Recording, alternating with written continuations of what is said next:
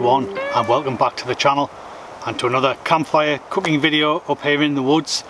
It's the beginning of autumn. I think it's the 1st or 2nd of October, so it's time to get the Dutch oven out again for some of them slow cooked meals. This evening we're doing a beef bourguignon, a nice French beef stew. So what I've done so far, I brought the finished wilderness pan up with me, and I used 2 packets of beef shin for this recipe. So I fried those up in the pan beforehand, put those in the Dutch oven. I fried up a full packet of smoky bacon, that went in the Dutch oven, a large onion, some garlic, they were all fried beforehand, and then I put in a tin of beef stock, which I've never used before, so I'm interested to see how that turns out. 3/4 of a bottle of red wine went in there, a couple of tablespoons of tomato puree, a couple of bay leaves, some salt and pepper. What else? A couple of sprigs of thyme. I think that's just about it. So I'm going to let that simmer now for a couple of hours, and I've got some shallots and some mushrooms which I'm going to put in, and then I'll thicken the stew before the end. But it's been a bit of a mad rush actually. We didn't get up here until about 2:30, and by the time I prepped all the firewood and put the tarp up and all that kind of stuff, it's gone 5 now, and I've just cracked open a beer actually, which is lovely. It's one I haven't had before. This is the Ilkley Brewery, so a good Yorkshire ale. It's the Mary Jane. It's a session pale, 3.5%. I'm drinking it out of a pewter tankard, you know, just to keep things traditional. It's really nice actually, so cheers everyone.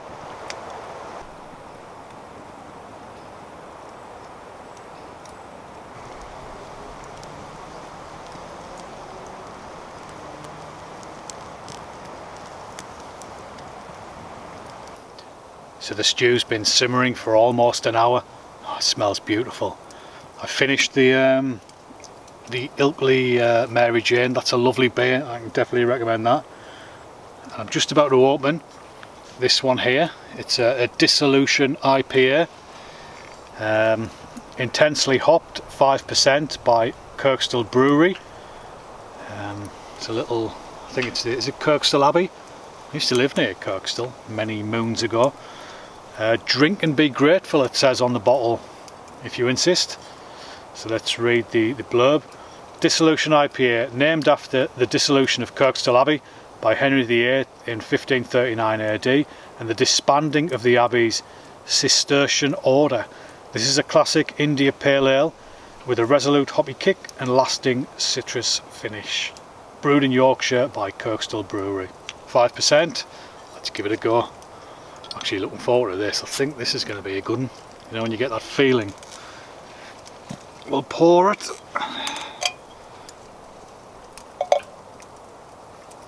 It's good to pour it just to check the colour. So yeah, this is very pale.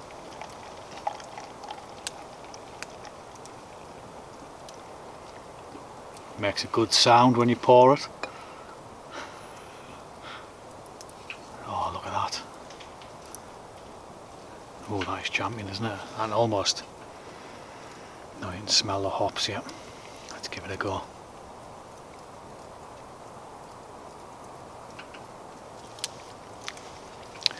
Ooh. That is nice. This, oh, that's got lovely body on it. Nice, nice depth to the flavour.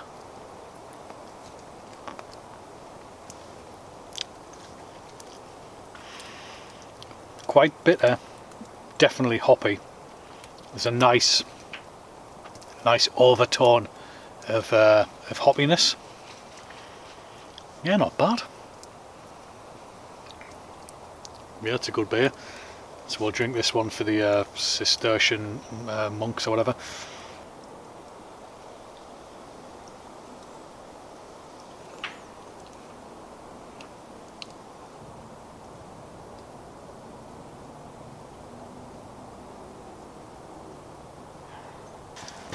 Well folks, we're just gonna have a quick look, see how we're getting on. Oh, it smells so good. So what I'm going to do now I'm going to get a load of shallots in there. I'm supposed to use either pearl or baby onions, but I couldn't find any of those. So these are a good substitution. And we've got some chestnut mushrooms there. So we'll put those in as well. Oh, that is looking very nice.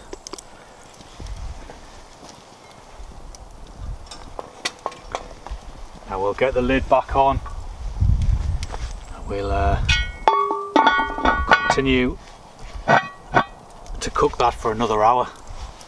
So it's time for another beer. I've been slowly working my way through the Brewdog ales. I've never had this one. It's Brewdog Planet Pale Ale. There's not a lot of blurb on the can about it, apart from it all being carbon neutral and all that kind of stuff. Great beer that is great for the planet. Let's give it a try. Carbon neutral, guilt-free ale, very, very light. Look at that. Can you see how light that is? You probably can't. Very, very pale.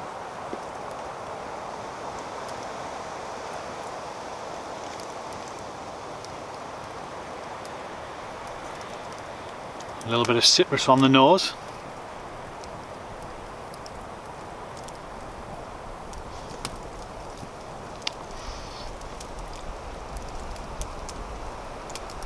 I'm just getting that fire blown in my face.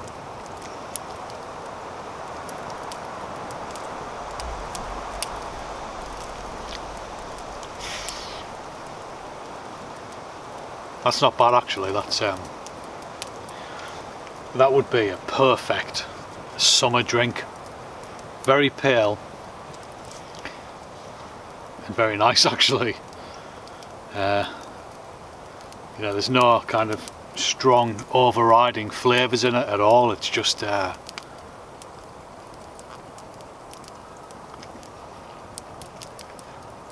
almost like is it a lager? A pale ale. It's you kind of approaching lager territory with this, I think,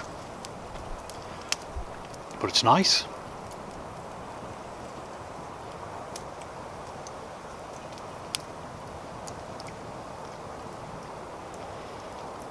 Yeah, you can definitely get the citrus note coming through, but yeah, that would be a lovely Saturday afternoon, hot sunny day. 4.3%. Yeah, perfect. So that's the Brewdog Planet Pale. You know, guilt-free lager. You're drinking beer and saving the planet. What's not like? Cheers. So we've got a couple of zebra pots here. We've got a 16cm one here with some potato in. So I'm going to boil this up, but this will be mashed potato and some chopped fine green beans there. I'm just going to tuck them to the side of the fire and they should start to boil.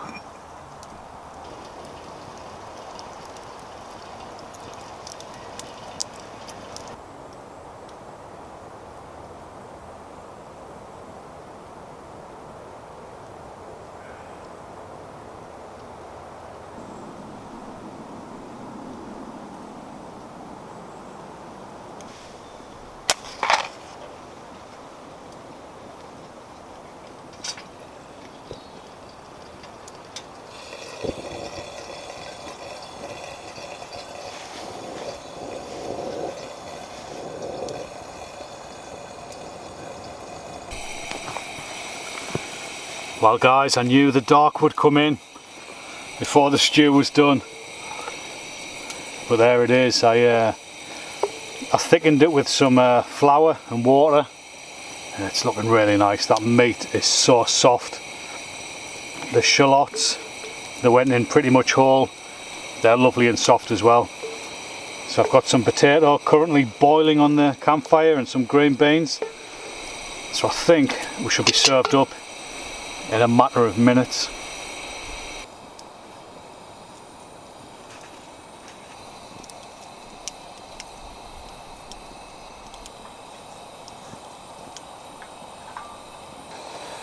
Well guys, the mash is done. Just going to put a touch of salt and pepper in there, put a good amount of butter, and I've got the old masher, so we'll just get that mashed up.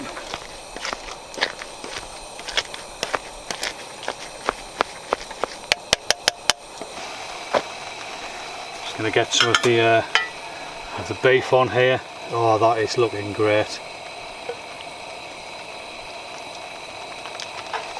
Oh, look at that.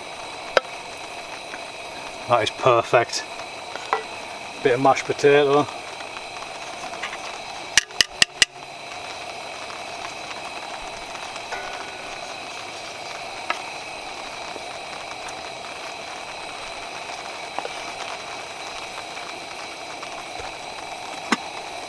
And a few green beans here.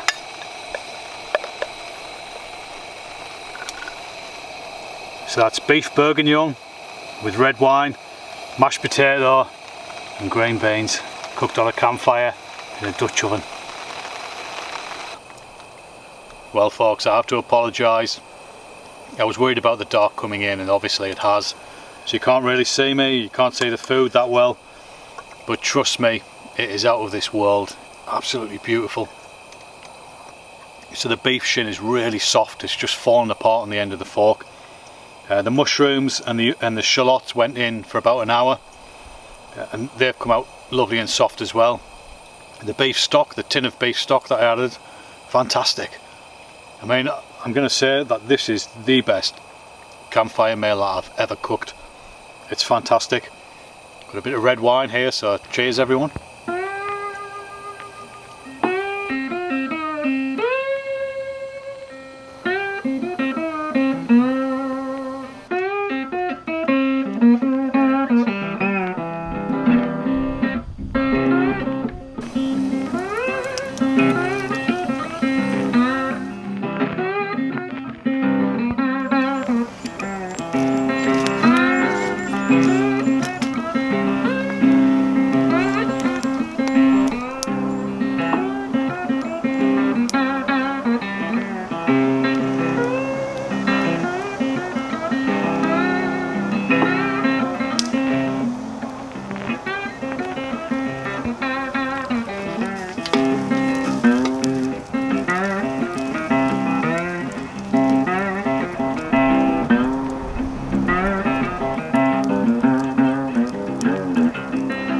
Well folks, I'm pretty much done here for this woodland camp. I'm just enjoying the last embers of the campfire.